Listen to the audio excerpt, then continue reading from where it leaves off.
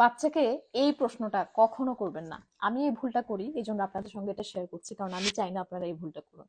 সেটা হচ্ছে, ওকে জিজ্ঞাসা করবেন না কেন তুমি মাটিতে আঁকলা, কেন তুমি তোমার বোনকে মারলা, কেন তুমি টিফিন খেলা না কেন।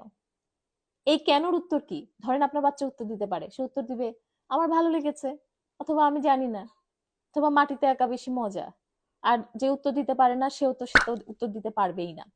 আমরা যখন বাচ্চাকে এসব প্রশ্ন করি, আমরা তার এই আচরণগুলোকে মানে একটা ভ্যালিডিটি একরকমের দিয়ে দিই। তার বদলে আমাদের যেটা করা উচিত, ধরেন সে তার বোনকে মারছে, খেলনা নিয়ে কাড়াকাড়ি করছে, তখন বরং আপনি তার হাতটা ধরে তার চোখ রেখে আপনি দরকার হলে হাঁটুতে গেটে তার সমান সমান হয়ে তাকে বলুন যে তোমার যদি এই খেলনাটা লাগে, ওকে সুন্দরভাবে জিজ্ঞাসা করবে যে মা, বোন, আমি কি এটা দিয়ে সুন্দর করে খেলতে পারি, বোন, আমি কি তোমার খেলনাটা শেয়ার করতে পারি, এভাবে বলবে। এখন আপনি বলা মাত্রই সেটা সেদিন থেকে শুরু হবে তা কিন্তু না।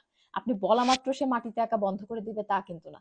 আপনি তাকে বলতে থাকেন যখন সেই কাজটা করে, জানো আমাদের বাসায় অনেক কাগজ আছে, কাগজে লিখলে আঁকাটা বেশি সুন্দর হয়, তুমি কি আরো কাগজ চাও, তোমাকে কি আরো কাগজ দেবো।